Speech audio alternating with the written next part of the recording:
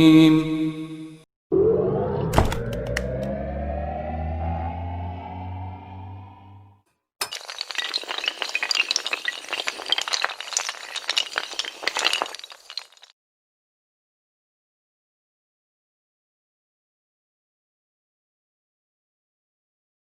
hope all of you are safe at home.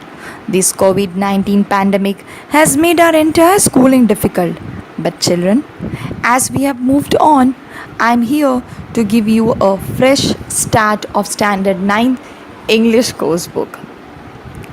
Students, if you see the index, you'll notice the index consists of 4 units. The first unit has 5 topics, out of which 2 are poems and the rest 3 are prose. So today I'll be teaching you 1.1, that's the poem Life, written by Charlotte Bronte. Now, before I start with the poem, let us have little knowledge about the poetess. Let's see who was Charlotte Bronte. Charlotte Bronte was born on 21st April 1816. She was an English novelist and a poetess. The poem Life is written by her, and this poem has 3 stanzas, consisting of 8, 4, and 12 lines respectively. This poem has alternating lines rhyme scheme. This alternate rhyme scheme is AB AB and is steady throughout the poem except for the first and the third lines, in which the word dream and the word rain do not rhyme. My dear children, this poem was published in the year 1846 under Charlotte's pen name, or I can say nickname, called Curel Bill. Let us see the poem. Life by Charlotte Bronte.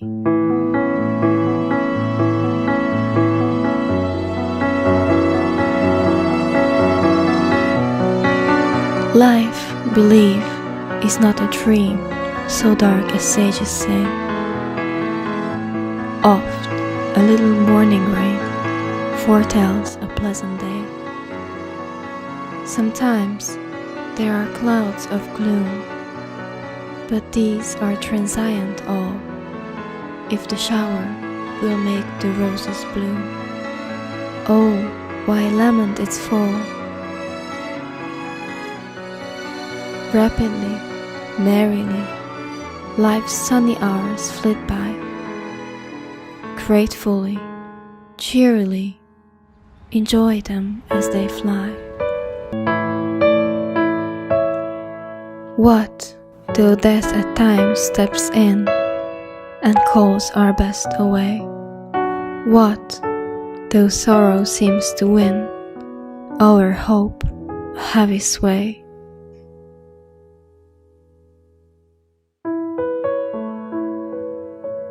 Yet hope again, elastic springs, unconquered though she fell.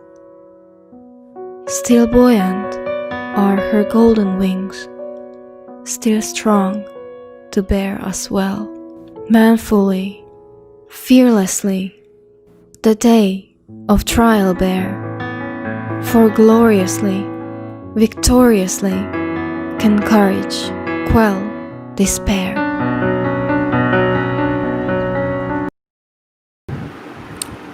Moving on to the summary of the poem. Through this poem, Charlotte shares her views about life.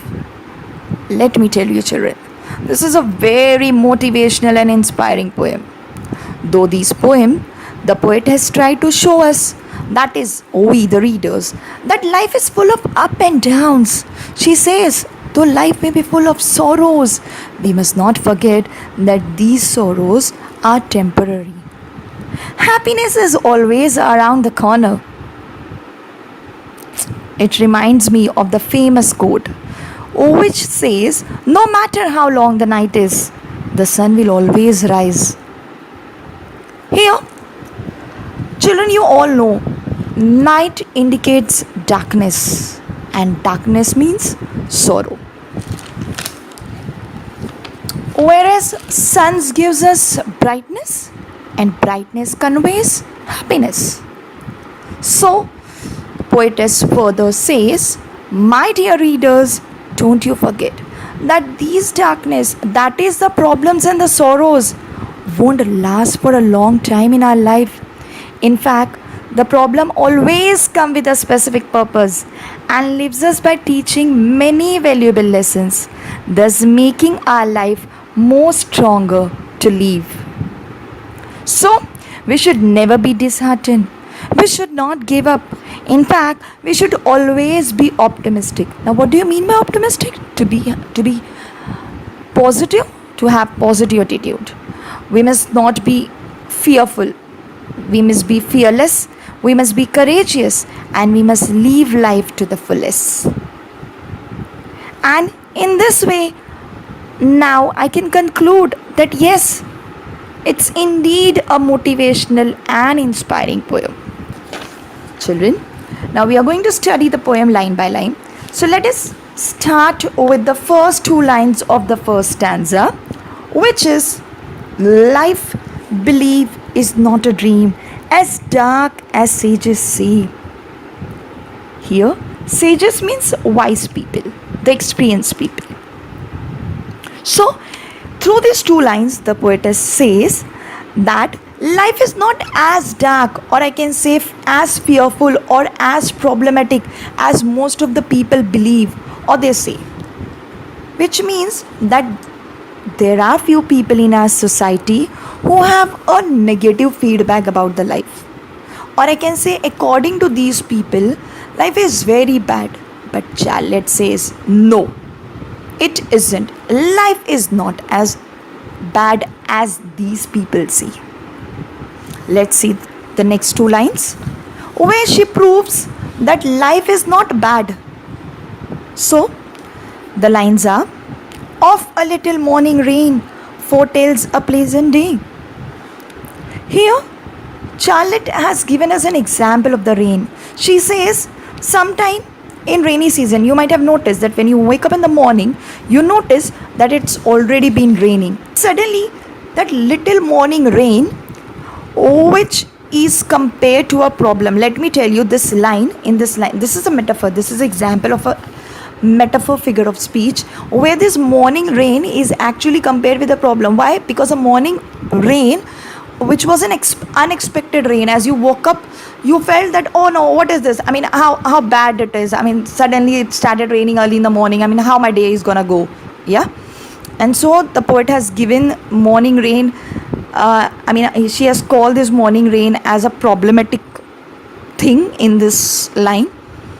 So she says, sometime this morning rain goes away, which was an indication that maybe the day may be very pleasant. Similarly, my dear children, there may be some little problems raising in our life, but instead of thinking negative, we should think that they are sign of good things to come. Same are the next two lines. Let's see. Sometime there are clouds of gloom, but these are transient all.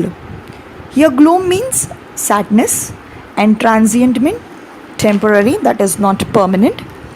She says that sometimes, or maybe many times, our life is full of sorrows. We face struggles, we face hardship in our life. But we should make ourselves believe that these problems are not gonna leave life long with us. They are temporary. They are gonna go. And so, in the last two lines, the poetess has raised a rhetorical question. So she is asking a rhetorical question, which is the last two lines of the first stanza.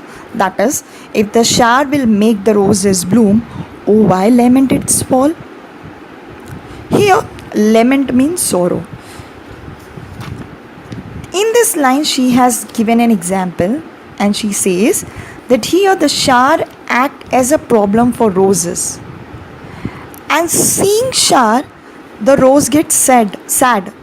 But to its surprise, when the shower fell on the roses, the roses bloom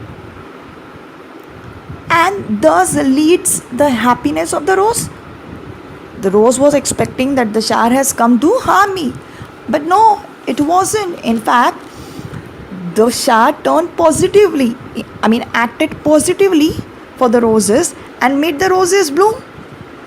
In the same way, my dear children, we must think that these problems are temporary. Seeing these problems, it's a human tendency. We human beings too become lament. That is sad. We should not become sad. In fact, we must think that this problem has come with a positive feedback. This problem has come to make us more wise, maybe to make us more experienced, to bring out the best of us. And so we must be least bothered about these problems and should actually work on it to make these problems convert into a blessings.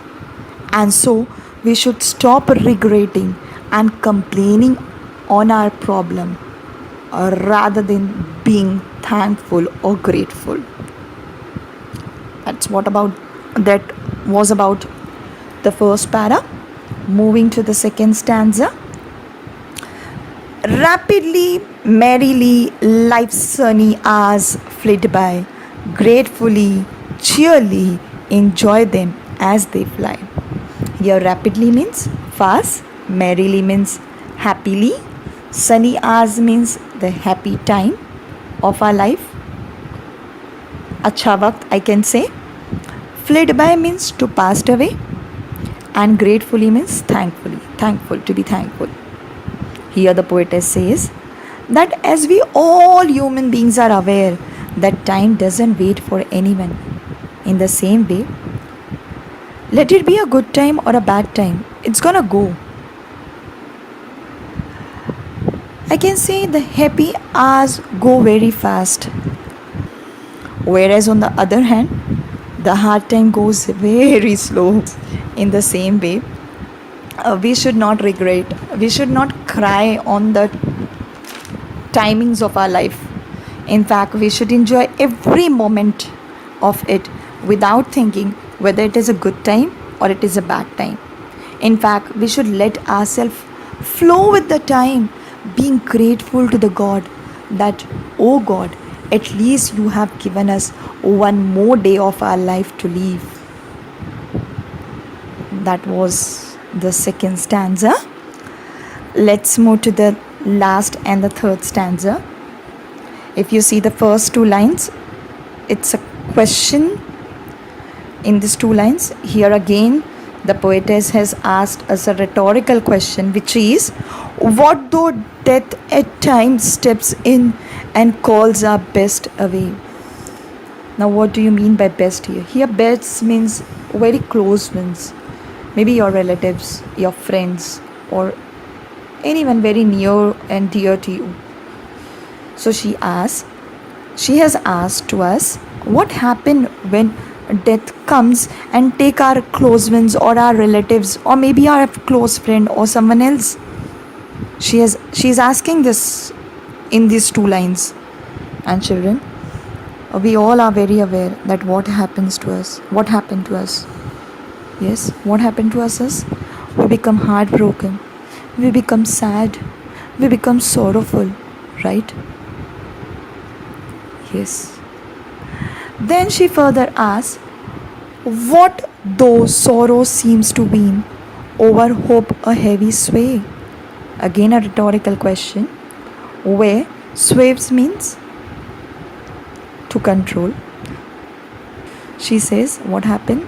That we become sad, we become stressful, we don't like anything going around us, we lose hope, we feel like everything is over in our life because maybe my best friend, or I can say anyone close to me, has passed away. He or she was the one who loved me extremely. But this sadness and happiness is a part and parcel of our life. Because of these things, we can't stop living. Her next four lines arise, which are, yet hope again elastic springs, Unconquered though she fell, still buoyant are her golden wings, still strong to bear as well. Here, buoyant means to rise. When death takes a close one, our spring of hope too shrinks to become small. But we need to stretch out our spring of hope. We need to be courageous. We need to come out of it fearlessly, strongly. Once again, we need to stand.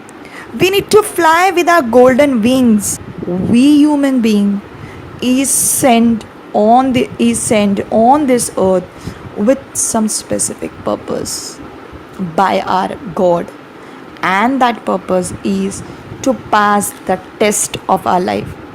God has sent us on the earth to pass out the test, and if we go on passing, we become superior in our God's view. So this test is put up, or I can say is put forward by our God. And if we will get up strongly after falling down, then only on the day of judgment we will be able to face our God courageously, victoriously. Now you will think, how can we face our God courageously? So let me tell you, we will be answerable to our God that, "Oh God, oh my Almighty, I have lived each moment of my life without complaining. Though it was happy, though it was sad, I lived my life the way you gave me." And my dear children, that was the end of the poem. I hope you might have found it beautiful the way I too have explained it. Thank you. Have a nice day.